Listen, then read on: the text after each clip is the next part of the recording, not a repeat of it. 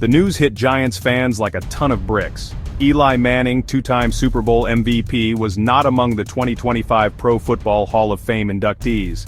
Manning, eligible for the first time, found himself in the select group of finalists. He fell short, however, of the final 10. The news ignited a firestorm of debate. Was Eli Manning truly Hall of Fame material, or simply riding the coattails of a legendary family name and a couple of magical Super Bowl runs?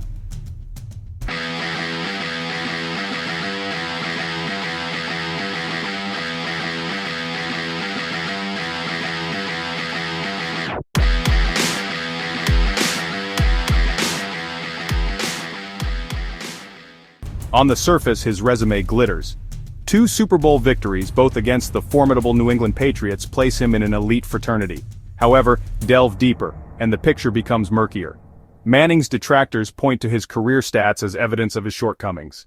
As the dust settles on the 2025 Hall of Fame class, the question remains, will Eli Manning's name be forever etched among the immortals?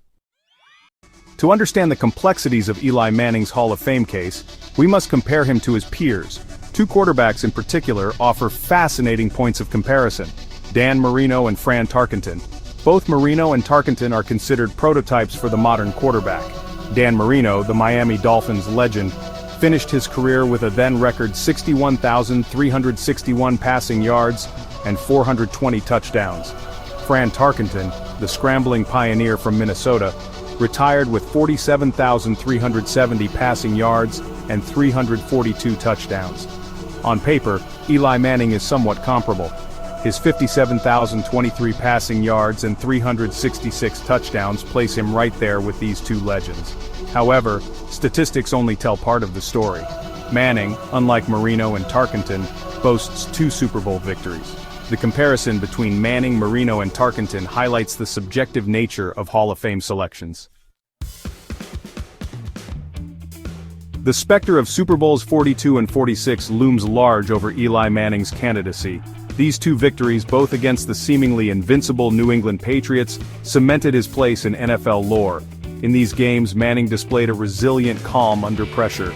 He orchestrated game-winning drives with a surgical precision that belied his often maligned regular-season performances. Super Bowl 42 in particular stands as one of the most iconic games in NFL history. Manning, facing relentless pressure from the Patriots' vaunted defense, engineered a miraculous last-minute drive. The drive culminated in one of the most improbable catches in Super Bowl history, David Tyree's helmet catch. 4 years later in Super Bowl 46, Manning once again found himself facing Tom Brady and the Patriots. Once again, Manning rose to the occasion, leading the Giants on a game-winning drive in the waning minutes. Eli Manning's Super Bowl triumphs are irrefutable. The weight of Eli Manning's 2 Super Bowl rings is undeniable. These rings symbolize not just victories, but the culmination of years of hard work, dedication, and resilience. It places him in an exclusive club alongside some of the game's all-time greats. This elite group is a testament to the rare achievement of winning multiple championships in the NFL. However, to fully appreciate the significance of his accomplishment, we must compare him to quarterbacks with similar resumes. This comparison helps us understand the broader context of his career. 2 names in particular come to mind: Jim Plunkett and Phil Simms. Both quarterbacks have stories that resonate with Manning's journey. Jim Plunkett, like Manning, was a /1 overall draft pick who struggled to live up to expectations early in his career. His early years were marked by challenges and setbacks. Traded to the Oakland/Los Angeles Raiders, Plunkett found redemption, leading the franchise to 2 Super Bowl victories. His story is one of perseverance and ultimate triumph. Despite his late career success, Plunkett's Hall of Fame credentials remain a subject of debate. His legacy is still a topic of discussion among football historians. Phil Simms, the hero of Super Bowls 21 and 25 for the New York Giants, presents another intriguing comparison. His career too is filled with notable achievements and memorable moments. Simms, much like Manning, played in an era dominated by legendary quarterbacks. Competing against the best, he carved out his own legacy. While his 2 Super Bowl victories are impressive, they do not guarantee him a place in the Hall. The Hall of Fame selection process is complex and often subjective. Manning's case, it seems, will hinge on factors beyond his championship pedigree. His overall impact on the game, leadership, and consistency will all play crucial roles in determining his legacy. As we assess Eli Manning's Hall of Fame qualifications, we must measure him against the titans who came before him. The NFL has seen many great quarterbacks, and the bar for entry into the Hall of Fame is incredibly high. The Hall of Fame is adorned with the names of legends: Montana, Bradshaw, Staubach, and Young, to name but a few. These players not only excelled statistically but also left an indelible mark on the game. Joe Namath, for example, threw for fewer yards and touchdowns than Eli Manning. Yet, his impact on the sport is undeniable. However, he remains a revered figure in NFL history. His charisma and larger-than-life persona contributed to his legendary status. His guaranteed victory in Super Bowl III with the New York Jets, a monumental upset that legitimized the American Football League, cemented his legacy as a cultural icon. This single moment elevated his career to legendary status. While Manning lacks Namath's cultural cachet, he boasts his own collection of iconic moments. His career is filled with memorable plays. The question for Hall of Fame voters is whether these moments, however memorable, are enough to compensate for Manning's statistical shortcomings. His career has been a mix of highs and lows, including a mediocre regular season record. Can a quarterback who never won an MVP award, who only once led the league in passing touchdowns, and who had a regular season record of 117 wins and 117 losses, be considered among the game's all-time greats? This is the dilemma facing those who will decide his Hall of Fame fate. Perhaps the most compelling argument in favor of Eli Manning's Hall of Fame candidacy is the most difficult to quantify: his intangible qualities.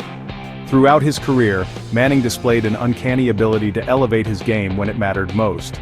He possessed an unflappable demeanor, a quiet confidence that seemed to permeate the huddle. He was never the most physically gifted quarterback, but he possessed an innate understanding of the game and an unyielding belief in his ability to win. This it factor, this intangible quality that separates the good from the great, was evident throughout Manning's career. While statistics may paint an incomplete picture of Eli Manning's career, his impact on the game cannot be denied. His legacy, much like his playing style, is built on grit, determination, and a refusal to back down from a challenge. The debate surrounding Eli Manning's Hall of Fame worthiness is unlikely to be settled anytime soon.